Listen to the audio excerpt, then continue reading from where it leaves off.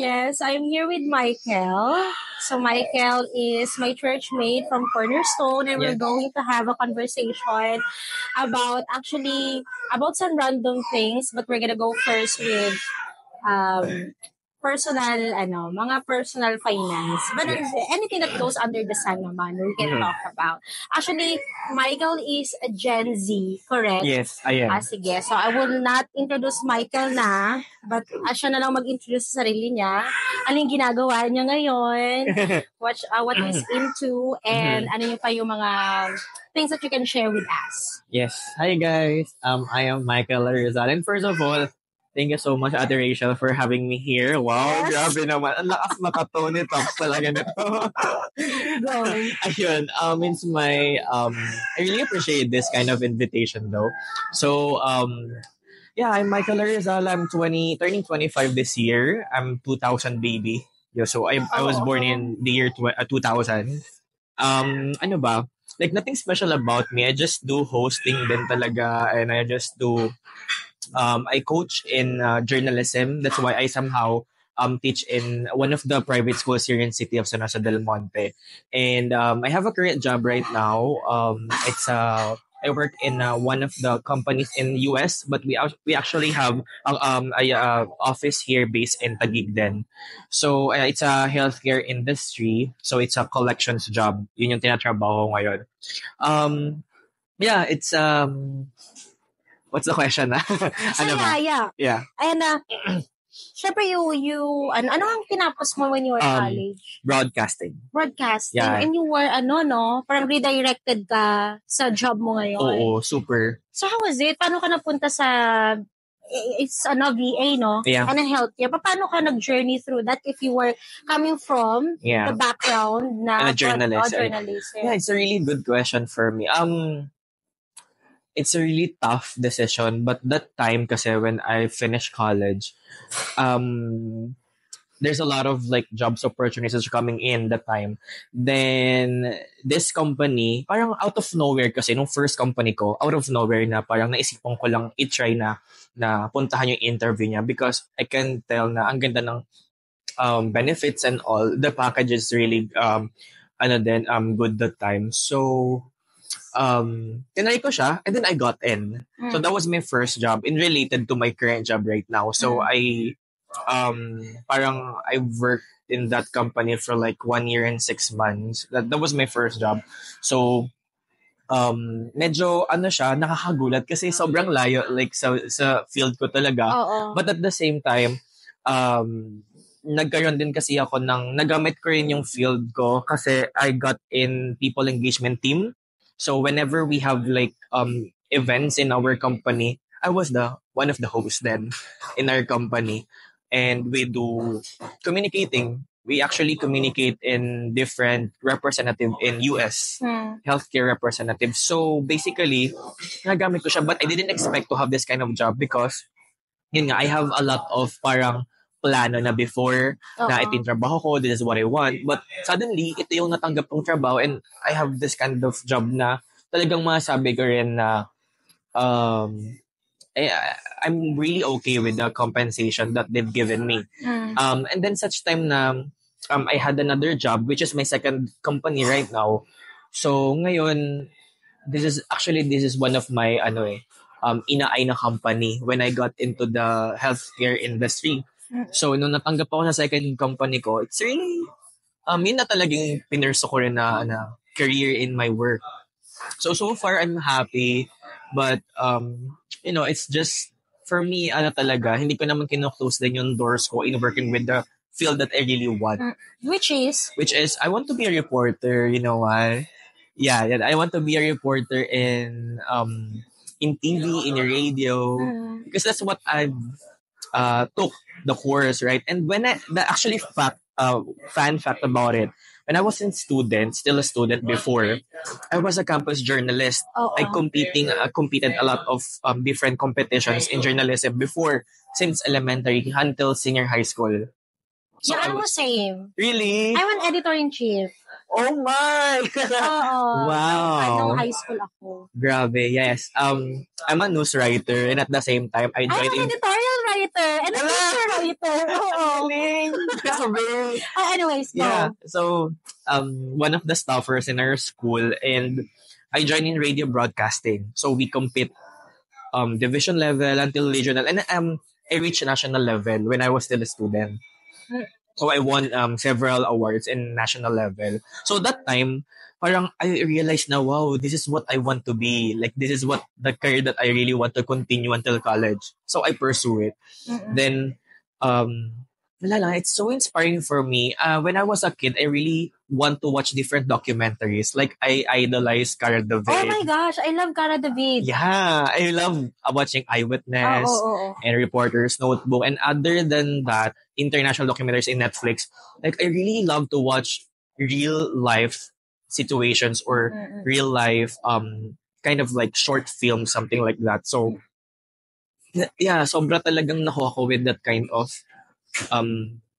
career or like yung profession na sinasabi nila na journalism. For me, it's not really like high paying jobs in the Philippines, but for me, isa siya sa talagang matapang na trabaho sa Pilipinas because it's really hard to share stories in line with the current situations we are facing in the country, right? So, but that's one of the toughest yet fulfilling jobs for me. Oo. Yeah. And now you work in a healthcare. Siyempre parang ano yan, no? Ang layo. I mean, super. like, parang malayo siya. Really. Ano yung mga adjustments na na ginawa mo para talagang ma-digest mo yung work mo ngayon and you'll be able to perform well in your current work? Adjustments or I really don't know what we will do that time nung first time ko nag-work. The good thing is we had our training. So what's the process of the work all about? And yeah, I think it's just like a month a long training. Then doon na namin mag-aaralan yung gagawin. Then napag-aralan ko na naman siya. So nung una talaga super adjustment kasi hindi ko talaga alam. Like no idea about what we will do in that. But alam ko naman yung parang pinaka work field niya. But yung parang step by step, I really don't know yet. So, that is the time nung nag-training kami. That's the time nung nalaman ko yung process ng work. Well, I'm not Gen Z kasi I'm a millennial, no? And the work ethics ng millennial people, millennial peeps are really different with the Gen Z.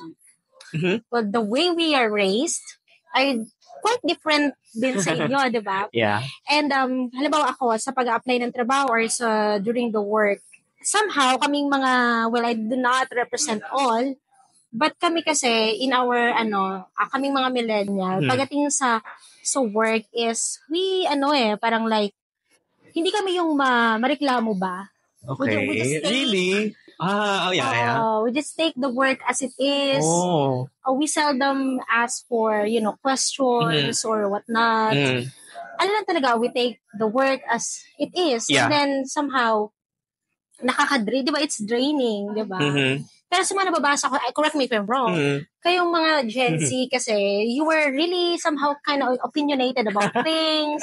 Okay. And then hindi kayo nagbabackle when it comes to saying the things that you'd like to say. Okay. Ganun din ba kayo when it comes to like work-related? Like, how do you guys, how's the Gen Z when it comes to I don't know. I mean, ethics? yeah, I've seen that kind of like opinions as well. But for me, yeah, it's kind of like correct na in our generation, parang sobrang layo naman na ng gap. No, but like, kami kasi parang we are just open on the things that we really want to say. Parang, if ito, yung gusto namin sabihin, we will tell it. I don't know, maybe we just, yung time kasi namin, parang sinasabi nila na, ang daming because napagdaanan namin yung pandemic. Oh, yes. Oh, and then, nakulong kami ng mga ilang years because of the pandemic and nag-online school. Somehow, parang nagkaroon din ng effect yung pagiging namin, parang nakakulong sa loob.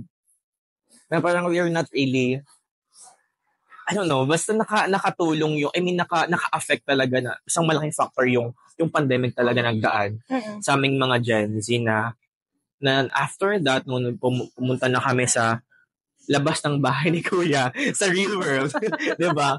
Parang talagang iba rin yung atake namin sa buhay, kaming mga Gens. And somehow, I can tell na na kaming Gen Z, competitive in life. Yet, we are just emotional. Sige, let's talk about yung competitive and emotional. How would you translate yung competitiveness sa trabaho? Paano yung competitiveness to? Yeah, kami kasing mga like yung mga, let's say, fresh grads or somehow like yung mga bagong salta sa trabaho na mga galing sa college. We are aiming for the performance. I mean, siyempre all of us naman, Yes, 'di ba? We're just aiming for that good performance. Pero kami talaga, we're just so caught up with the kind of the college that brought us sa amin na talagang we need to perform this, that, this. And siguro based on my experience working in a company, in a corporate world, nung first time kong makapasok kasi in a corporate world, talagang parang na-insist sa akin na kailangan ko tong gawin, kailangan ko tong ganyan, kailangan ko ma-master to, kailangan kong, alam mo yun, parang nasa Parang college. jack of all trades. Oo, parang kailangan gano'n, kailangan ganyan. So parang for us, parang, I don't know, siguro iba rin yung talagang naano sa amin ng college na kailangan ito yung gawin mo. Kailangan ganito. So parang kami, okay, we really need to do our best. Parang ganun. So very competitive. And somehow, I don't know, sa ibang mga fresh graduates, they are expecting a good salary already. Parang, okay, after graduation. Were you not? Huh? Were you not? Are you not? I was before. But in the world or in the real scenario kasi, parang, hindi naman kasi yung expected mo talaga is mabibigay sa'yo. Of course, merong ibang company na yung offer or yung gusto mong offer, they can give that to you. But like some or almost of the companies, still considering your experiences and your, I don't know, some of those companies, like, one of their tinitingnan talaga is the experiences. Eh, how come, diba, na fresh grads or bago pa lang sa work, they don't have experience yet, right? So, it's really hard for us parang mag-demand ng, okay, we are expecting for this kind of salary. Unless you graduated from high university or like sikat na university, it's okay. But like, yung marami kasing estudyante, diba, nag-graduate sa gatong school, sa ganyan na school. So, hindi talaga, wala pa experience. So, mahirap talagang mag-demand ng sobrang taas ng sahod. And ako, nung first job ko kasi, I'm very lucky and blessed to have that kind of compensation and package. First job ko way back 2020, I think 2022 was my first job. Okay. 2022. So parang after ng pandemic. Yeah, after pandemic, I got into my job already. Oh my gosh, so ibig sabihin, ikpada ka ng pandemic. Yes. Online school. Oo. Yeah. Kasi pandemic, we didn't have that kind of like garb. 2020, diba? Yeah. 2 years yan eh. Yeah. So, yung isa naman, yung naman sa pagiging emotional. Kasi alam mo, you guys are very vocal kayo sa social media. You guys are so frantic pagdating sa That's correct. social media. And somehow, you were, na-misinterpreted kayo. Na masyado kayong emotional sa social media. And sometimes you are spitting words na yung parang may masabi lang. Okay. May mga ganong effect. Yeah. How do you take that? Is it true or ano ba? Paano ba yung take mo doon? Well, for me bilang isa sa mga Gen Z right now, we're really vocal. Lalo into politics. Yeah, if we can bash, we can bash. We bash, we say what we really want to say on social media. I don't know. Parang grabe yung confidence ng mga kabataan yan, lalo na sa social media. Where is that coming from? Siguro sa na-open na yung mga mind namin sa realidad ng buhay, na nalaman na namin totoong buhay, parang, well, kasi iba, hindi ko naman kasi ma-generalize talaga, di ba? Ang hirap. But like, meron kasi ako nababasang iba na hindi naman tama rin yung sinasabi. Parang, parang, like, hindi angkop yung mga sinasabi nila sa social media. Parang may masabi lang. Well, that's true. May mga ganun talagang mga kabataan ngayon. Pero, some of us really know what to say, lalo na sa politics. Like, okay, good point yung mga sinasabi niya na parang na-assess yung mga nangyayari sa Pilipinas right now. So, ako masasabi ko lang in terms of being emotional ng mga kabataan ngayon. Iba kasi yung generation ngayon eh. Parang naka-affect din yung talagang more on social media and more on technology na kasi before yung mga kabataan ng mga panahon pa ng mga kuya ko, uso pa yung mga laro sa labas, uso pa yung mga tumbang preso, yung mga, alam mo yung laro sa kalye. And somehow, they are really open or experience that kind of life with social life talaga. Like, literally social life. Social things na talagang makikipag-socialize sa mga tao. Kami kasi nung mga panahon namin, yes, we still have that kind of social thing na nakakapag-interact sa mga different persons or mga personalities, yeah. But nung nangyari nga sa pandemic, we tend to just in front of our laptop, in front of our phones, na parang in terms of instead of saying to a lot of people personally, we just tend to open it up to social media. So that's why we are vocal in social media, kasi instead of like saying it verbally or personally, we just go into social media because yun nakasanayan ng I think generation namin. Oo. And why? I mean, syempre you were a generation, ang Facebook is 2009. Yeah. I was like, kakagraduate ka na ng high school niyan. Oh, wow. 2009. Really? Yes. Okay. Tapos, diba, with the social media and everything, one click away na lang yung mga information that you have, no? Pero do you think it's somehow, it gives you a disadvantage na you are very into social media, pero, na binabanggit mo kanina, mas limited naman yung time nyo for a person's interaction. Yeah. Yung person-to-person interaction. Yeah. So for me kasi, siya, it still depends on the person and it still depends on the kabataan or youth right now. How do you use your privilege or your resources that you have? So parang, yes, you can learn a lot of things through social media, through internet, because one click away, all of the information are there already, right? So it's so easy to gather things or gather new information, new knowledge from social media. It's really helpful for us, right? Lalo na nung online class, different application that we can use is really hassle-free. But at the end of the day, for me, it's still how do you use your resources? Because a lot of Gen Zs right now, they use social media not in learning or not the way they can learn a lot of new things. Hence, they're using it to like just entertainment. Alam mo yun? Yung parang puro TikTok. It's not a bad thing, but like masama kasi super babad ka na sa wala namang tulong or benefits na nakukuha ka from a certain thing, right? So, ako kasi, when I was in college, I chose my circle.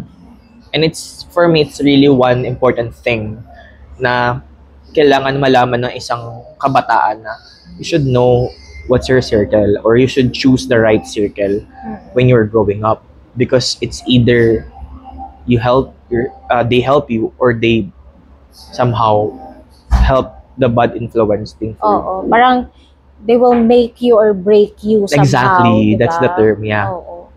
So, ano yung parang message mo na rin yun for the youth, no? That you have to really choose your circle. Kasi nga, actually, biblically, di ba? Sabi sa Bible, yung tao sa paligid natin, di ba? Dapat we are choosing them talaga. And actually, parang naging topic yan sa church, no? Yung choosing wisely. Correct, yes. Perfect for YA. Yes. Choosing wisely, ayan. And so, we're done with you looking for the job, the opportunity na meron ka ngayon, and then pinag-usapan din natin way back yung paggamit ng mga social media, and then also you're being competitive and being emotional ng generation nyo. You guys, how do you handle your finances naman? Kasi kami, millennials are caught up in a sandwich generation. Alam mo yun? Yeah. What kind of sandwich generation Sandwich generation is like, we have our own goals. Our parents, may goals sila Okay. na gusto naming ma-achieve. Oh, diba? right. Na kami yun kami yung nakakita ng hardship ng parents Yeah. namin. Now, we really wanted them to feel na umayos yung buhay nila, ganyan. And we also have our own dreams, diba? Kaya lang, because Right. may dream ang parents namin, and then we also need to fulfill Yeah. yung tumulong ba sa family. We're stuck in the middle. Correct. Hindi na kami we're gonna help these people, pero napunta na kami sa gitna. Yes. We can't go out. Parang ito pa lang kami nagkakaroon ng somehow ng opportunity to really to go after what we wanted. Pero nandun kami, napunta kami sa generation wherein pinufulfill namin yung dreams ng iba. Hindi dahil, obligation, but an act of love also. Yes. Pero may mali kasing maling turo na kailangan masolusyonan or matap. Dapat ikaw yung tutulong kay ganito, dapat ikaw yung tutulong mo si ganito. Yes. There's nothing wrong with that. But the problem is, ang kakatulong mo, you were stuck in the middle. Diba? Okay. Na-stuck na kami sa gitna. Yeah. Na na-realize namin, we were on 35 years old, mga 37, 40 na kami. We're still, making Still up the for the same lost. page. Diba? Yeah. From the lost year na sana pala nakapag-provide na kami for ourselves. Yeah. Ganyan. But, ang nakakatuwa is, somehow we are learning na, di ba, yung generation namin, na unlearn namin yung ganong cycle. But how about you guys? Paano kayo? How do you handle your finances? May mga obligations ba kayo sa bahay? Are you obligated to, ikaw magtagabayad ng ganito, ikaw ganyan? Yes. How was that? Okay, wow. That's quite personal, no? But you I share can share, yes. Kaya lang. Ang tawag nito, kami kasi, I don't know, but we are just not generally, but like, mabilis kaming ng pere, maglabas, magwalgas, sabi na nila. Parang it's so easy for us to spend money. I don't know if it's just me or like Kasi, other Gen Z. Saan galing yung ganong psychology na? Because we grew up without that kind of life that we had before. Like, hindi namin nabibili gusto namin. Wala kami ganyan, wala kami ganito. So, when we got the chance to have the work and the money, so we tried to healing our inner self, inner child. Alam mo, vibe yan ngayon. Yes, healing the inner self. Correct, inner child. Yes. Na parang before hindi mo kayang bilhin to, before hindi mo kayang makain to, when you were still studying. But when you got the job, yes, you can't really buy a lot of things or like yung gusto mo talaga literally, yung gusto mo bibili. Hindi naman lahat, but technically, you can afford yung mga kahit onting small progress. Ako naman, for me, yung nagkaroon kasi ako ng first job, based on my experience, andun yung part na still enjoying. In-enjoy ko. I didn't look for, okay, I have to save for this, save for that, save for this. No. Wala kang ganang thinking. I don't have any, I parang didn't walang rainy season, laging summer. Yes, parang araw-araw Pasko. Ganon. Yung parang pagsahod, go, bili ng ganyan, bili ng ganito, bili. Well, actually, fun fact about my first job, I pay the bills in our house. All of the bills. Talaga? Yes. Utility bills. Utility bills. Yeah, I pay all of those. And dati kasi, nung time ng pandemic, parang nagkaroon ng hindi okay sa work ng dalawang kuya. So ako, nung nagkaroon ako ng first job ko, which it helped us, ang family ko, ako yung tumulong muna for the meantime sa utility bills namin. And then, nung time na yun, hindi ko rin inalis sa isipan ko na I have to enjoy for my own salary. Diba? So, for us, how I do my finances, eto natuto na lang ako after my first job. Kasi nung na-realize ko, nung first job ko, 1 year, 6 months ako, yes, nakabili naman ako ng mga damit, ng sapatos, and all of those. Nakakain na, pinagsamahan ko na lahat ng fast food, ganyan. Ganong atake na. Dumating na ako sa ganong level. Pero, at the end of the day, I don't have savings. That's the sad reality or downside of it. But nagawa ko yung mga gusto ko. Pero yun nga, wala talagang savings at time. I'm really honest about this. When that time hit you, yung parang Nung time na mag-resign na ako. Oh, Nung time na okay, gusto ko na okay. mag-resign, Kasi, ayoko na ayaw kasi mo na. toxic na yung environment ko nung first job. Sobrang toxic na ng management. Sabi ko, okay, I have to quit this job. I have to look for another company. Then I realized, oh my goodness, I don't Wala have enough savings. Because I was really Wala like kang 22 years panimula. old at the time. Oo, So I yes. didn't know about those stuff yet. Oo. So parang, I mean, they're telling me, my mom is telling me not to save. Okay, just go save because you don't know what will happen for you, di ba? Oo, So, yeah. pero matigas ulo ko nung first job ko kasi. So parang wala akong pake. Oo. Kasi parang, ayoko. Gusto Parang kong- everyone naman na-experience yung diba? gano'n. Parang ganon. So, parang, ayun, na-realize ko na lang siya. It hit me when I was really deciding to quit my first job already. Then, that time, parang, oh my goodness. Buti na lang may back pay, may last sahod ko pa. Oo. Parang, okay, I got the funds enough for me to parang, to apply for a new job. Actually, ito, yung ginawa kong technique ng first job ko. Ito, gawin nyo rin. Sige. Pero ewan ko kung magagawa ng iba. Very risky itong ginawa kasi. While still in the job, or still in the work that I was working on nung my first job ko nga, hindi pa ako nag-resign, pero naghahanap na ako ng company, nag-i-interview na ako. Talaga. Yes! Nag-clock in ka pa, pero meron ka ng interview. Correct! Yes! Okay. And ito pa, sorry. Ito pa yung nangyari dito. Oh my goodness, so nakakahiya. Pero I have to tell this, nag-final interview ako sa loob ng company ng office ko. Pumunta ako sa isang like area. Like parang we have our training area that time na very lang, parang kulob siya na office area siya, parang cubicle area. That's where the place where I got my final interview. And I got in. Then that's the time I resigned. Oo. Yeah, kasi nga I was afraid to resign nang wala pang work because I don't have enough like Hindi ka saving. ready. Correct. So, parang doon ako natauhan na, oh my goodness, I have to save pala talaga. It's really important. Mm-mm. So, ayun na, nung natanggap na ako, doon ako nagpasa ng resignation. Sobrang pasaway ko pa kasi nga, sinabihan ko yung recruiter nung pinapasok ang company na nag-render na ako, meaning like nag-resign na ako. But honestly, it's not yet pa. Oo. For me lang, para at least they absorb me already. Kasi mas parang, I don't know, parang parang pinaprioritize ng ibang companies yung nag-resign na. Mm-mm. Hindi yung nasa company pa. Parang ganon. Nasabi ko na parang, okay, I'm just spending this few days na lang, blah, blah, blah. Pero not yet pa talaga. So, Pero you handle I lied, your, no? Pero I don't know, parang it's a good thing kasi inabsorb na lang ako. Oo. So, ayun,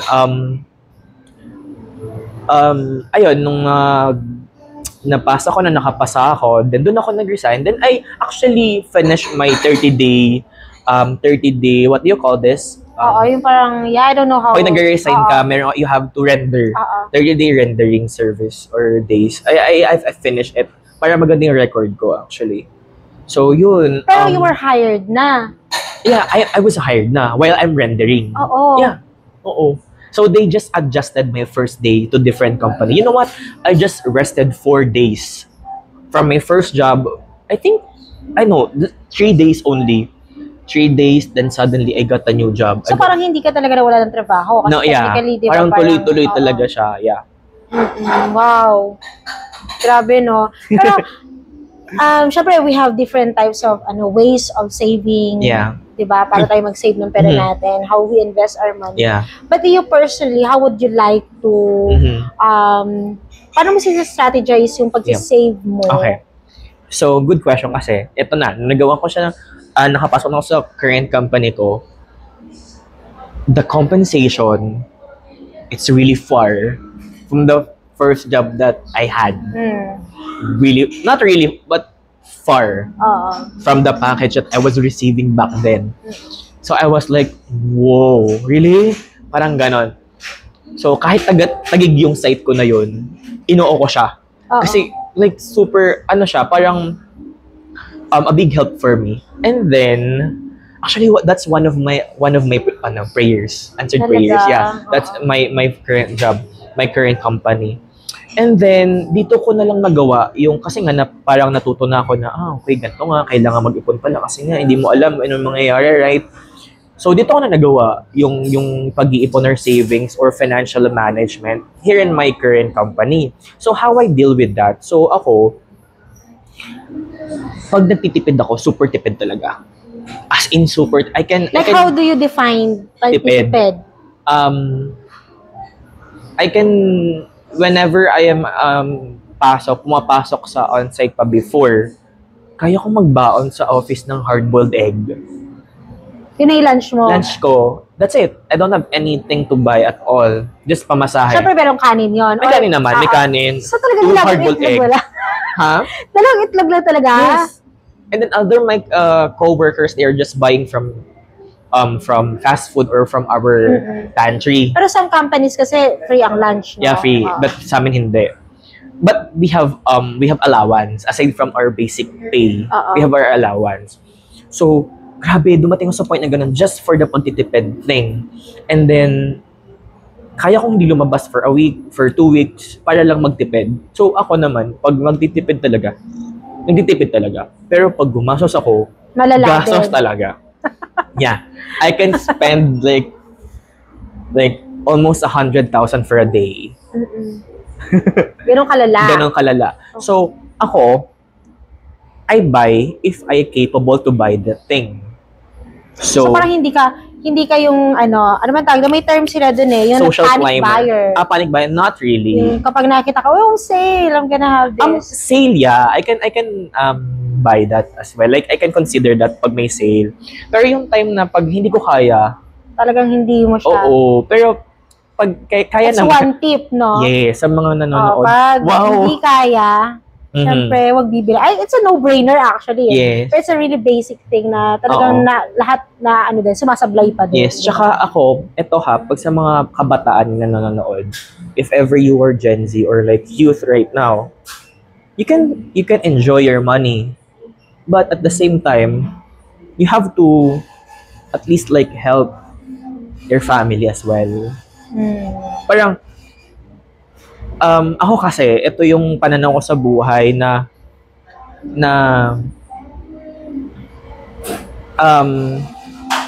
pwede mong ma-enjoy yung pera mo. Pwede kang mag-travel, pwede kang bumili ng mga gusto mo. As long as you can help your family, there's no problem at all. Kasi if just enjoying your money ng ikaw lang, there's no blessing. I mean, parang, yes, it's not, that's not the obligation, di ba? Hindi na obligation our parents. But for us Filipinos, we have that kind of It's an act of love for our parents to pay back somehow their sacrifices na ginawa nila for us. So ako until now, I still pay bills. We are sharing. That's our rule in our family, in our home, na we divide the bills, then we pay for it. Then ako naman, as long as na kaya mo, then go for it. As long as na you can help your family, then you can enjoy as well your money. If you want to travel, yeah. Yes, if you want to travel, go. If you can afford to eat this, go. If you can afford to buy this shirt or what you want, go. It's your money. At the end of the day, it's your money. But consider helping as well your family. Those persons na tumulong sa'yo kung nasan ka ngayon. Because for me, that's one of the special or like important things in life na hindi ka makakarating kung nasan ka ngayon, not because of the other people na tumulong sa'yo nung wala ka pa. Yeah. So ako, tinulungan nila tayo. Yes, it's their obligation for us to study, to have a good life. But, you know that, yung act of love, like yung parang